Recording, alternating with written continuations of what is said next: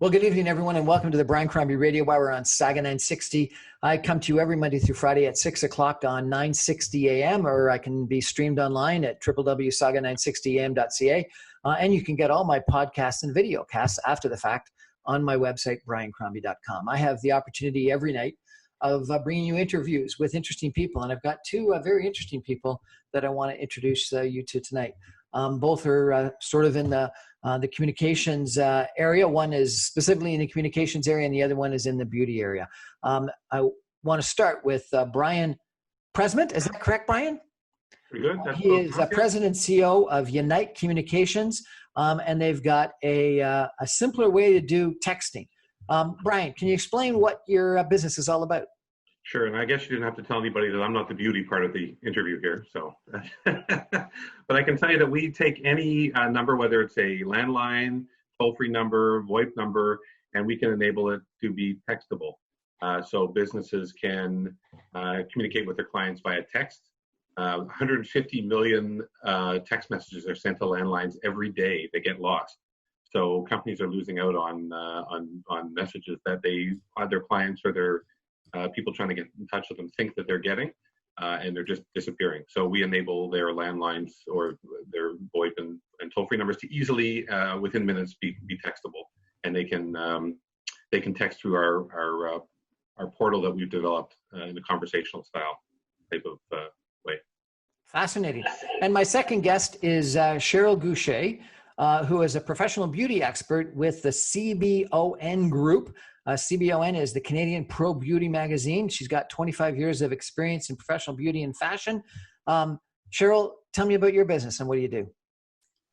So yes, I'm a beauty expert and I've been in the industry for quite a long time and worked in television and did some TV shows and some live media, lots of makeovers, and worked in the professional salon industry for quite some time. I'm a beauty expert on behalf of the CBON Group, which is a distributor of beauty products and infection control education for Canada.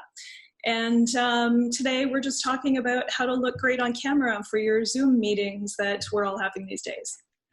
Well, it's certainly an issue for me. I'm like Brian, not part of the beauty industry at all. And so I need all the help that I can possibly get. Anyway, we're going to have an interesting conversation tonight with both Cheryl and Brian. Brian, first of all, about texting, which is growing like crazy. And second of all, with Cheryl about how to look better in a virtual world. Stay with us. We're going to take a break and come right back in just a minute. Well, we're back on the Brian Crombie Radio Hour on Saga 960, and we've just introduced you to Brian Presement, who is the President and CEO of Unite Communications. He's been in the telecommunications business for over 20 years. Previous to that, he was a computer salesman. Maybe we'll go back and ask him about that later on. I'm not sure. And in June, they launched this new service called Text Me Anywhere. Brian, you've been in telecommunications for 20 years. Why is Text Me Anywhere something new that you had to launch in June? Why is it important to people? Well, it's important to people. I know that being in telecom, I deal with all types of business-to-business telecommunication service, and we deal with all types of different businesses. And people are constantly saying to me, "Oh, can I text you? Can I text you? Can I text you?" And I would have to give up my cell phone number, and I have the number that people reach me at. And I thought, there's got to be a way that I can make my number textable. And I had clients who were asking me for these things. So we started to stop and investigate, and we saw there was a void in the market there's a lot of texting services, but there was a void in the market for being able to take existing phone numbers and make them textable. And often I'd have people that did text me, and I said, "Look, I never got it. That's not a textable number." And millennials, especially, who are becoming the largest segment of purchasers today, are assuming if it's a 10-digit number, it's textable. Well, I got to tell you, I get a little message from my cell phone provider, probably, if not every half a day, at least once a day, saying thank you for 90 cents or whatever. We've sent your text to a landline. Right. And the problem with that, too, is not only do you get charged for that, which you don't with our service, the recipient, if they happen to answer the phone, they'll hear that message read to them. And it's very computerized. It's very computerized. It's not very legible. And if it's going to an auto attendant or something, which a lot of companies have, they have a main phone number that's an auto attendant, they don't they don't get that message at all. And your service says it's been delivered. So you think it's been delivered, you've been charged for it, and the recipient's not getting that message. I understand from what you sent me that there's 150 million text messages sent to landlines every day. Every day. And so that's a big, I don't know how many text messages in general are sent back and forth, but that's a large number of messages that are getting lost. And, you know, and especially in this day and age of COVID, where people are, you know, worried about business and where things are going, it's not good news for them to be losing messages that people think that they're getting. And, you know, it's not their fault, but people just assume the number's textable, and they're sending text messages to them. And 92% of adults carry a text-enabled device these days. So what? 92% of adults, and so it's becoming quite ubiquitous, texting. That's why it's, I don't know if you have any interest, but I was watching this movie in the last 2 nights called Comey Rules about Jim Comey, the fired director of the FBI, and his interactions with President Donald Trump and stuff. And I was shocked at how many conversations they had that were via cell phone. I would have thought, when the director of the FBI talks to the President of the United States, it's on some sort of secure landline, but they were talking on cell phones constantly. It's amazing. Everybody walks around with one of these little devices. It's a little computer. They walk around with it in their hand, and people just get used to it being part of their life, their everyday life. Okay, so tell me, how do you actually do this? So, from the perspective of the client, it's quite easy. There's nothing that they need to install. They don't need to make any changes to their telephone service. We can actually enable their number in a matter of minutes. And then we give them, they get their login and their welcome email, and they're within minutes, they're set to go. And it's a web portal that they can log into, and they can have conversations. And there's a number of different features that we have on there. So they can have autoresponders on there. So if they're closed during certain hours, it can autorespond, which you can't do with normal text generally. They can have holidays on there. And we're even working on introducing in the next short while keyword autoresponders. So if someone texts the word hours, or someone texts location or certain keywords, that will trigger an auto response back to the user. So if someone calls this landline, will they get a regular attendant answering it?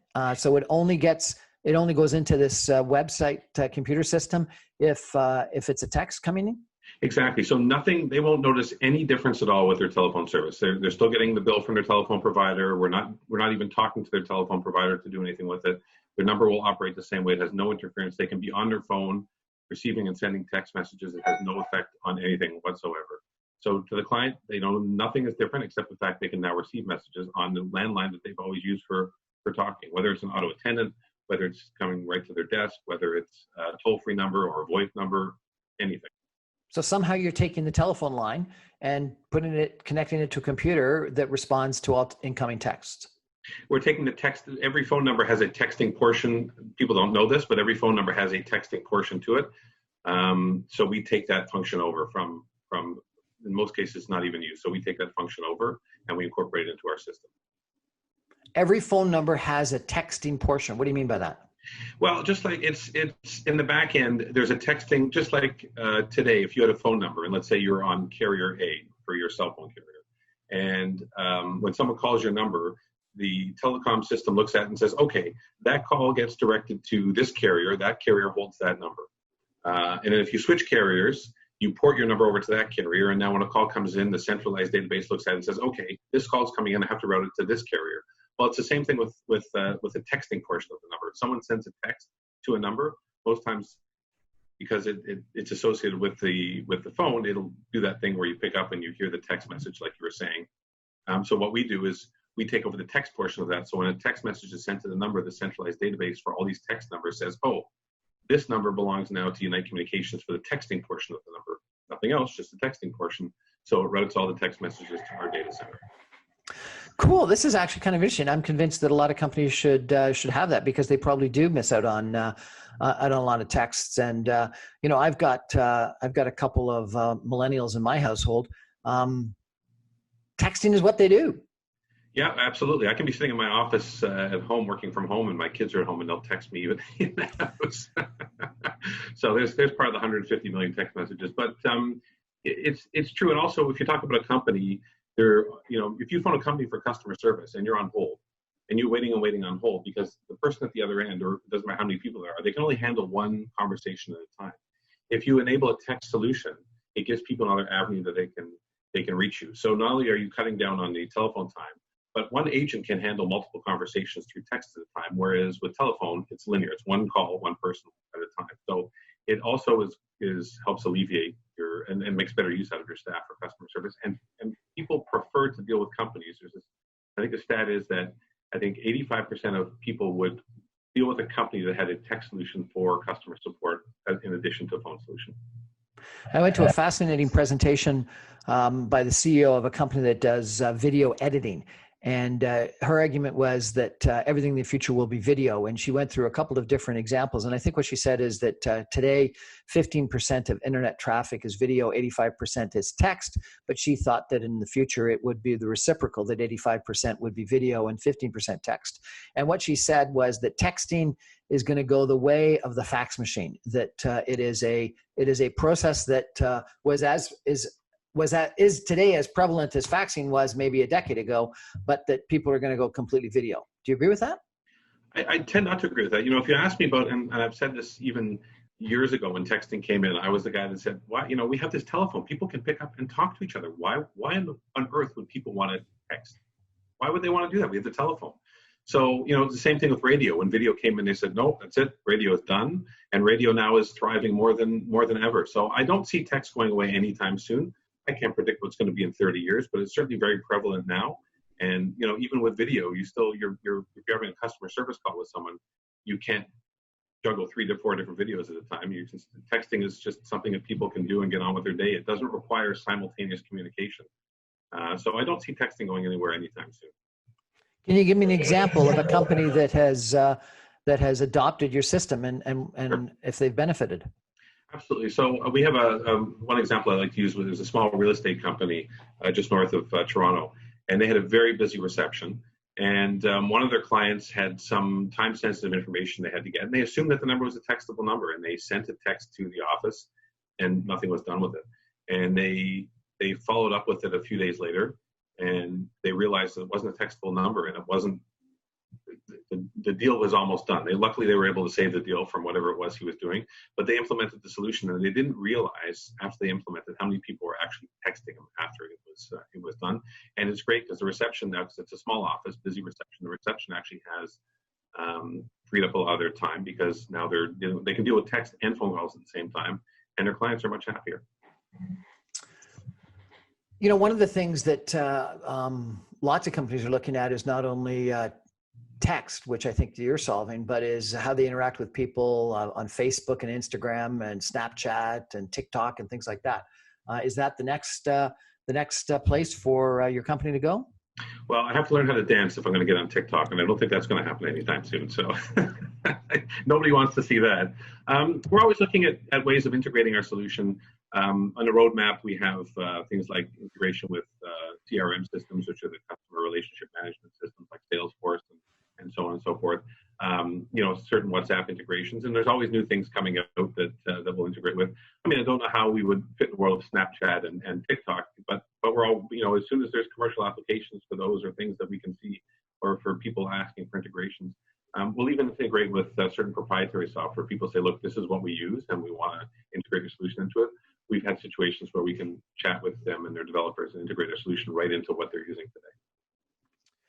If people are interested in your service, how do they access you? Well, they can go to our website at textmeanywhere.com, all one word, or they can call or text us at 877-8-TEXT-ME. Sorry, what was that textable telephone number again? Telephone number is 877-8-TEXT-ME. So it's 877-883-9863. And they can call or text us there.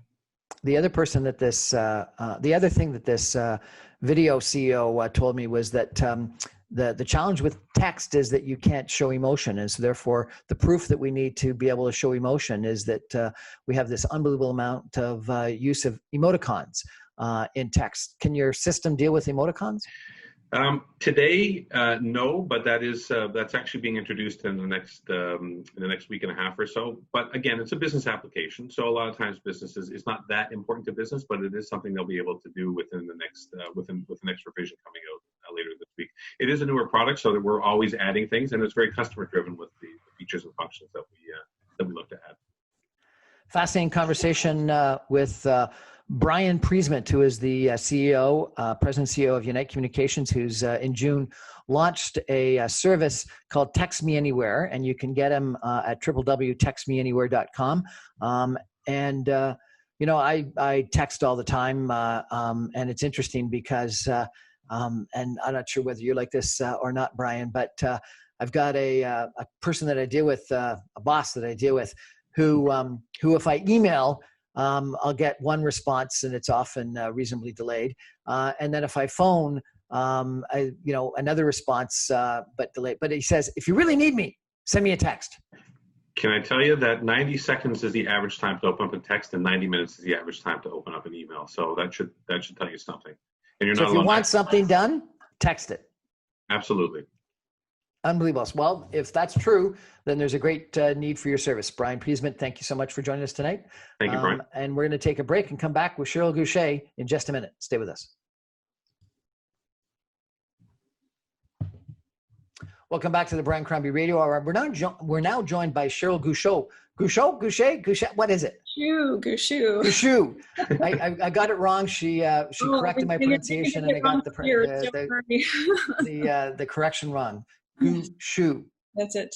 Cheryl Gushue, who is the editor-in-chief of a new Canadian pro beauty magazine. She's had 25 years of experience in the professional beauty and fashion industry. She's got a career in television, from behind the scenes and to being on the camera.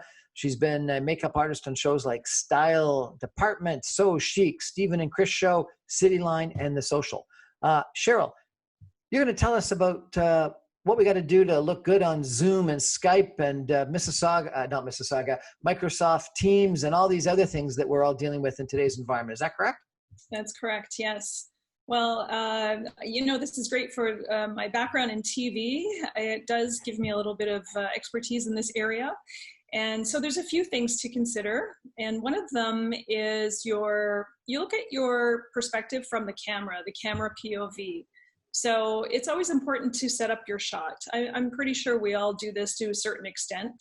But what's really key is what your lighting looks like. Now tonight, we're talking in the evening. I've got a ring light set up. You can see it on my glasses. And that's the best to get your overall lighting, because top lighting is really bad. But during the day, if you can set up in front of a window and not have too much sunlight on you, that's really that's really good lighting. That's great natural lighting. It's very flattering. So lighting is definitely one of the first things that I think about.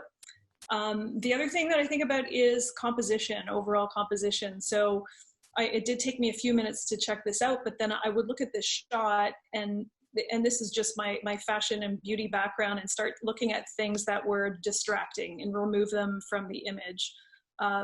Whether it's lighting or just something that kind of pops out, like you don't want a plant coming out of your head, of course, right? So we're just trying to keep it very distraction free, so that we're really paying attention to There's the Nelson plant coming out of his head, just for those people interested in taking a look. He's trying to make us jealous that he's away somewhere. That's why. And of course you can set up your backgrounds. And they're fun and entertaining, and I guess it really depends on what kind of business you're in. How serious. What do you think of these backgrounds? Oh, I've got a plant coming out of my head too. I just noticed. You just noticed that there's a little sprout coming out of the top of your hair. I'll have to switch my my location given this conversation. There, is that any better? How much nicer that is? Yeah. These backgrounds, I find that they're sort of they don't react as quickly as they should, and so therefore it ends up, if you move your face, cutting off people's face on a fairly regular basis. Do you like these virtual backgrounds? I personally, I wouldn't use them. I'm okay with where I am. I think they add a little humor, I guess, to your set. Basically, you're creating a set. Yeah, and you know, it's basically like a green screen. Your head gets cut off and cut out, and you're in this sort of funny background. But it's, you know, it's each his own on that one. Yeah. What about clothing? So clothing, I think it's best, again, to keep it simple. One of the things you can think about, you know, I had a Zoom call this summer, and I realized, and it was just a little more of a casual call, and I was wearing a strapless top, but from this perspective, it sort of looked like I was naked, right? So, you know, if you got to keep that in mind. You don't want to look like you just rolled out of the shower. I guess that's not happening now that summer's over, but it's best to just keep solid colors, nothing that's too distracting. Really, it's just a matter of being able to focus on the person speaking, you know, like band t-shirts and stuff like that.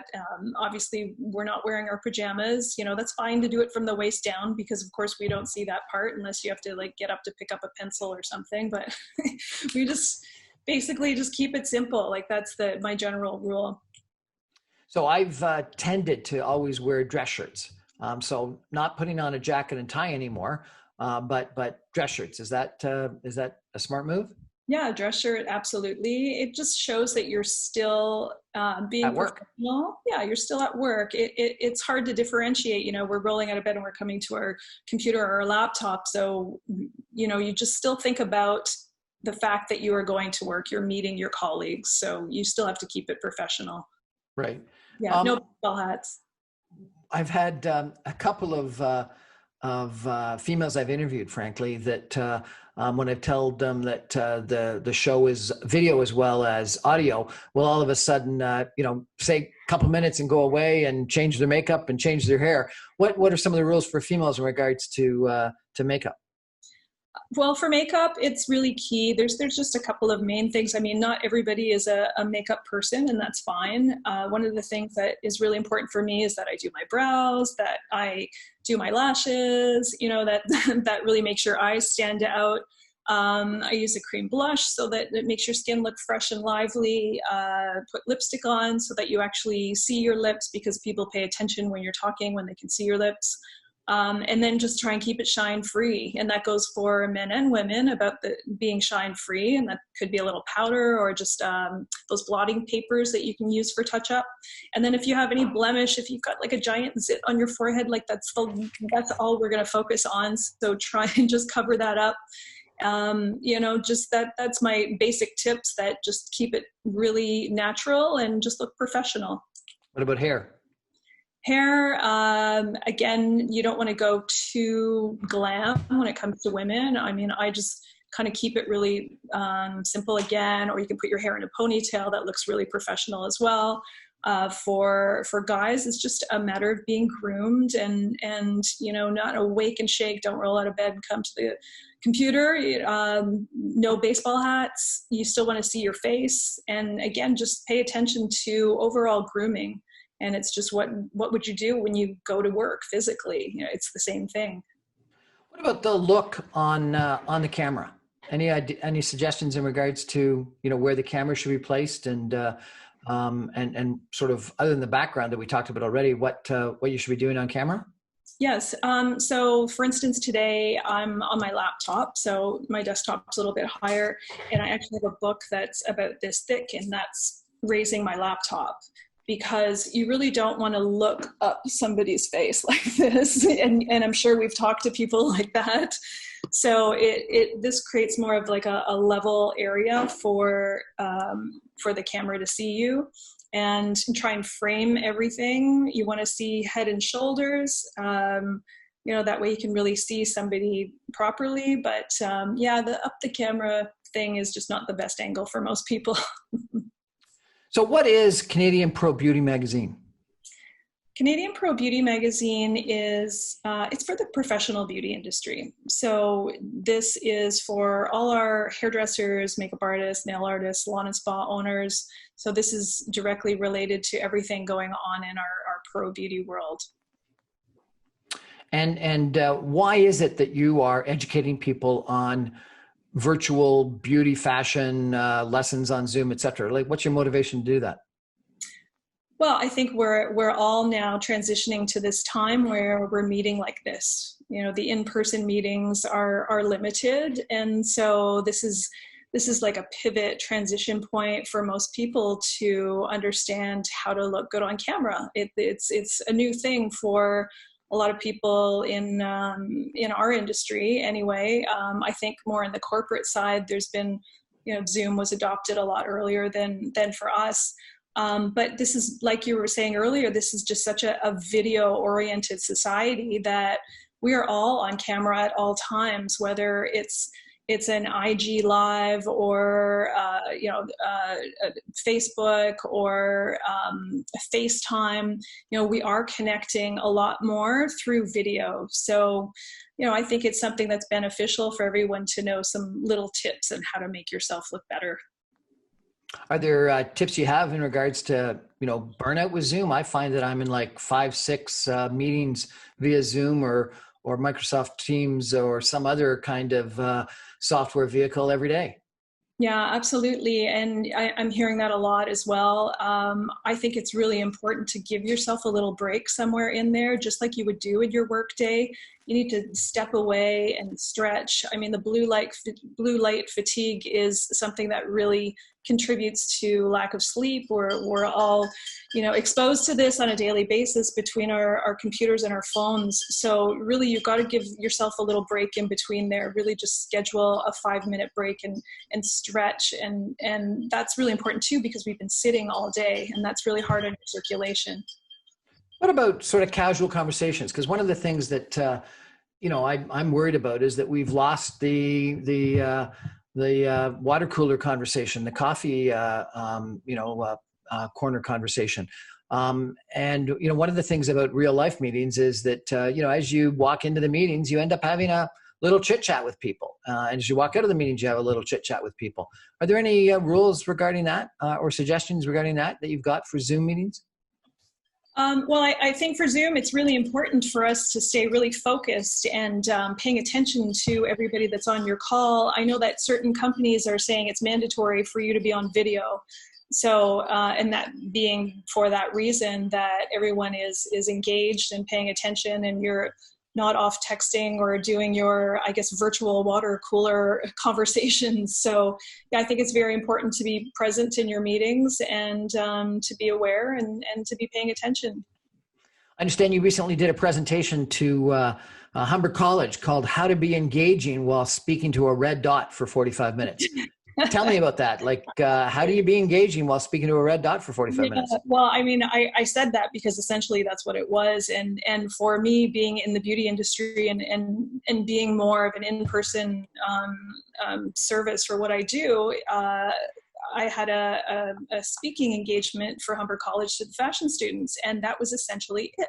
I had a 45-minute call looking at that dot right there. And it was difficult because unlike today when we're seeing all the faces, I didn't have the faces there. I didn't have the screens of everybody attending. So I really couldn't see the reaction, like it's really hard to see engagement and to engage with who you're speaking to when you can't actually see them. So it was literally just like 45 minutes into that dot.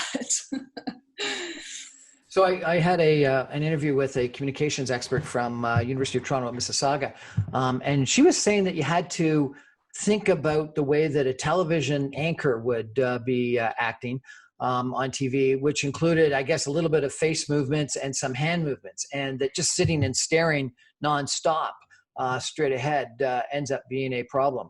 What do you think of that?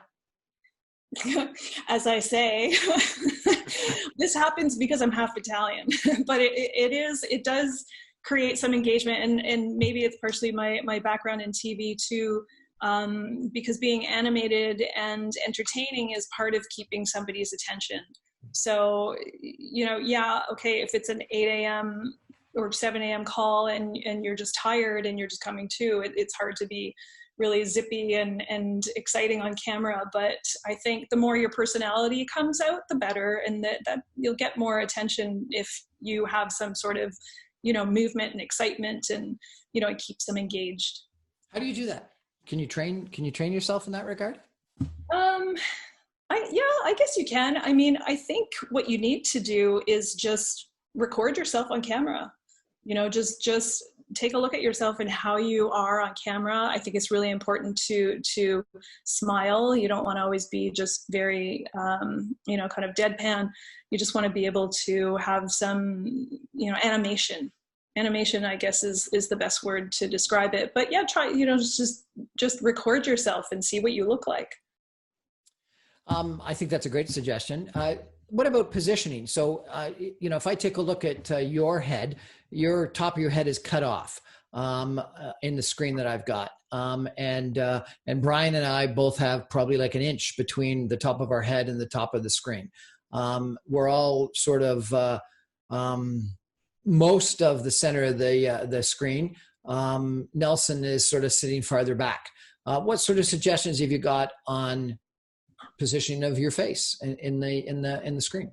Yeah, I think in general, okay, that's funny because, now my head's cut off. Now it's not.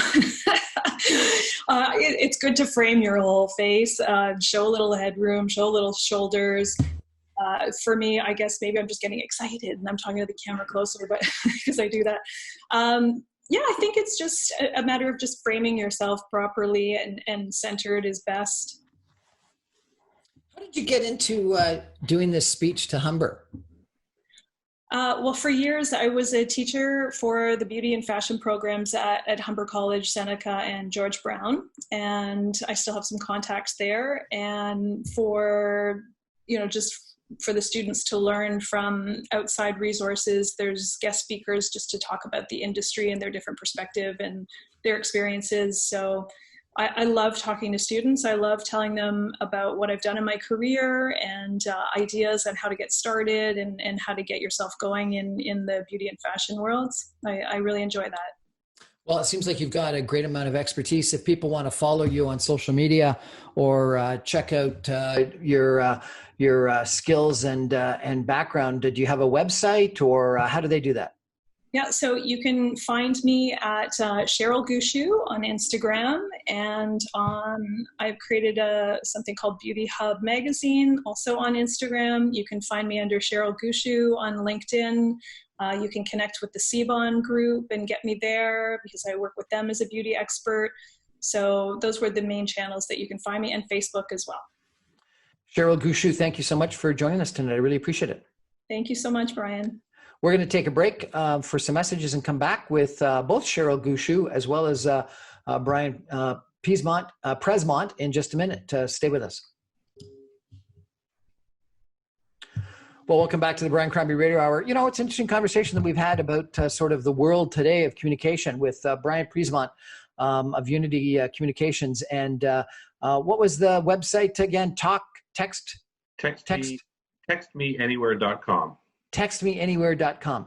Yeah. Brian, what kind of industries might find this useful? So pretty much any industry that has any sort of customer service angle that deals with customers, maybe has busy phone lines. But today with COVID, doctors' offices are using us for social distancing. So clients have an appointment, let's say at 11 o'clock. We all know the doctors run late. So rather than wait in a waiting room, they can text them in their car, or if they're at the local coffee shop, your time for your appointments come on up. Daycares, we're looking at trying to get into some of the testing centers at the hospitals, so people don't have to line up because people are going with symptoms. They don't want to be lining up with other people. And definitely curbside pickup is a big one for us. Those are sort of immediate needs. But in general, any business that deals with customer service, any business that deals with the public, has busy telephone lines. That's ideal for this type of service.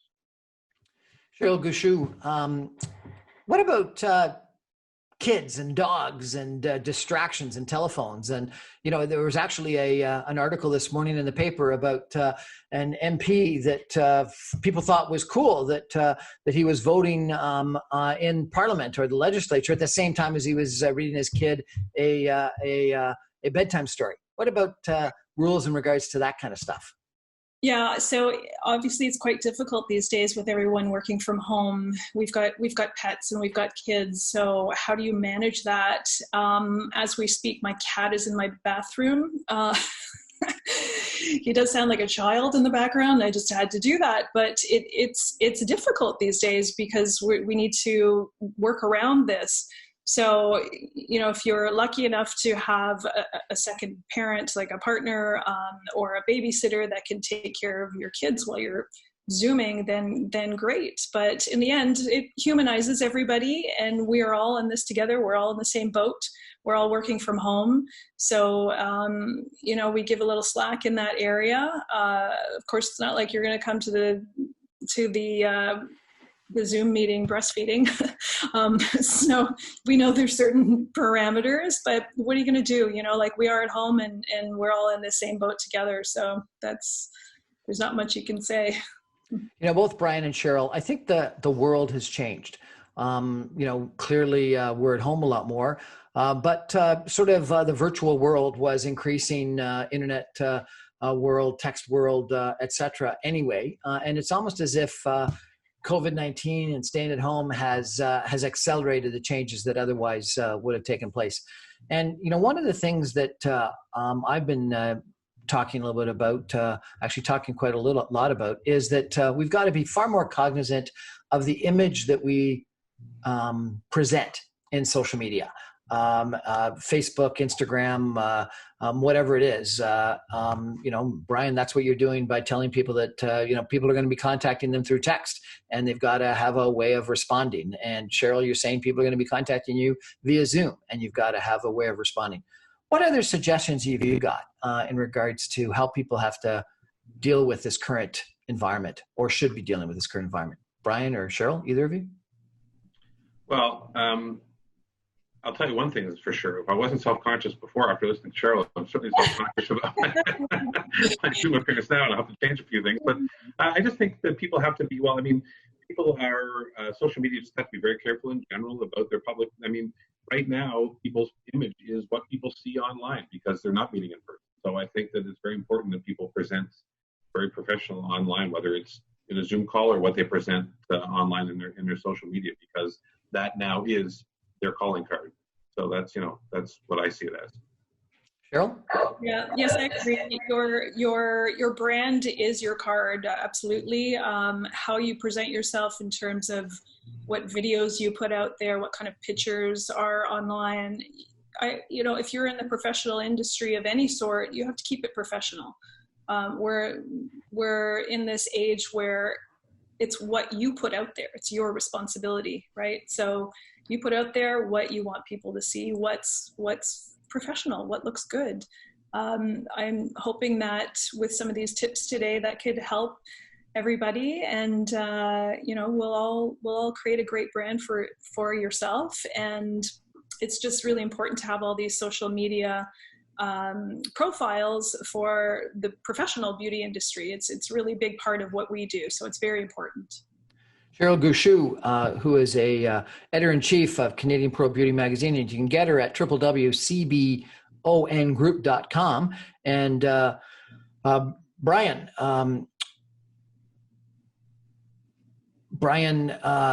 Presement, I apologize, who is president and CEO of Unite Communications, and you can get him at www.textmeanywhere.com. Thank you both for joining us tonight on the Brian Crombie Radio Hour. I appreciate it. Thank you very much, Brian. It was a pleasure. Thank you, Brian. Thank you. We're going to take a quick break and come back with a couple of concluding comments in just a minute. Stay with us. Well, welcome back to the Brian Crombie Radio Hour in Saga 960. Two interesting interviews tonight about the growth of digital and how we've got to, during this time period of COVID-19, where lots of us are working at home, staying at home a lot more often than we would normally need to adapt to this online world. And so I thought I'd leave you with a couple of my thoughts. And this comes back to a thesis that I've been doing on social capital that some of you may be aware of. And I've turned it into a talk that I do called Community and the Power of Co. And a couple of my co-words I think are particularly relevant for this discussion. The first one is confidence. And, we've talked about this before on this show, and certainly, both of my interviews tonight talked about how critically important confidence is. And I think that it is probably the secret to being able to successfully communicate in person and or virtually. a lot of people just don't have that confidence. And so the question is, where do you get that confidence from? There's a famous Harvard Business School strategy professor that talked about you fake it till you make it. And I think there's some truth in that.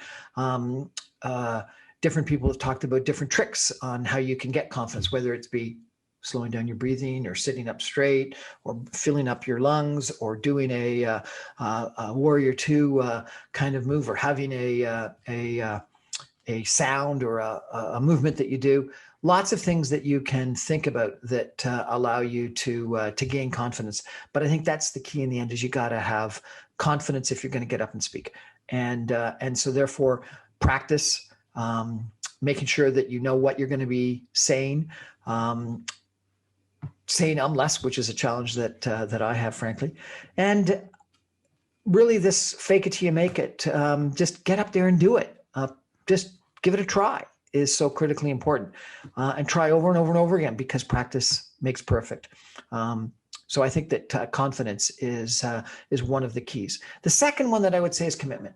And if you're believe in something and you want to deliver a message, whether it's selling your service as an insurance agent or a real estate agent or whatever it is that you're selling, or as a politician, or whether it's a charitable belief or a social policy belief that you believe in, that you want to convince people of, you got to commit to it. You got to write it down. You got to put it on your wall. You got to read it. You got to say, this is what I want to communicate to people. And I'm going to communicate it because it is a value and people deserve to hear it. And I want to be the messenger.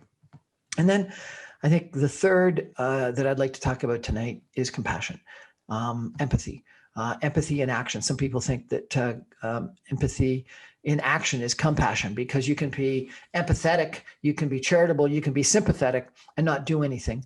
But to be compassionate, you really are putting empathy into action. Compassion is empathy as a verb. And when you think about the derivation of the word, it's you have a passion for other people. And that's what compassion is. And why is empathy so critically important is because I think that, and we've seen this to a certain extent in some of the politicians that have been debating in the United States in the past little while. Some just want to sell you a bill of goods and other ones really want to help you solve your problems. And I think that it comes back to the old idea of, selling ice cubes to Eskimos. I don't think you try to sell people what they don't want or don't need. What you're trying to do is satisfy people's needs. And to satisfy people's needs, to satisfy customers' needs, to satisfy someone's desires in the electorate, if you're a politician, you really have to have compassion. You really have to have empathy. You have to understand what they're all about and what's going to be of value to them. And so, I've got 10 powers of co in my social capital work, but 3 of them, I think, speak to this issue of communicating virtually or in real life during a time of COVID-19. And that is confidence, commitment, and compassion. Please think about those when you're thinking about how you're going to communicate at any time, but particularly during this time when you've got to somehow get it through a virtual world to other people. Anyway, that's the Brian Crombie Radio Hour for tonight. I come to you every Monday through Friday at 6 o'clock on 960 AM, or you can stream me online at www.saga960am.ca, or you can get all my video casts or podcasts after the fact on my website, briancrombie.com. Thanks for joining us tonight. Good night.